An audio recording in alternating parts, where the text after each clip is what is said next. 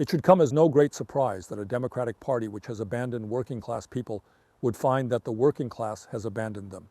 First, it was the white working class, and now it is Latino and black workers as well. While the Democratic leadership defends the status quo, the American people are angry and want change, and they're right.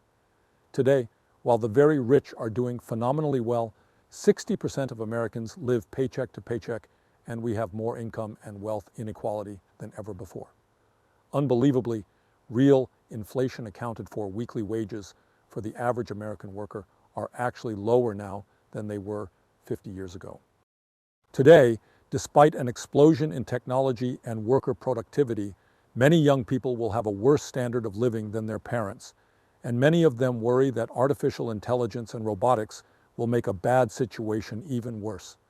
Today, despite spending far more per capita than other countries, we remain the only wealthy nation not to guarantee health care to all.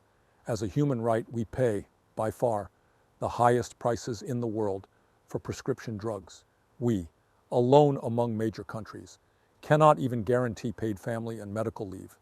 Today, despite strong opposition from a majority of Americans, we continue to spend billions funding the extremist Netanyahu government's all-out war against the Palestinian people, which has led to the horrific humanitarian disaster of mass malnutrition and the starvation of thousands of children. Will the big money interests and well-paid consultants who control the Democratic Party learn any real lessons from this disastrous campaign? Will they understand the pain and political alienation that tens of millions of Americans are experiencing?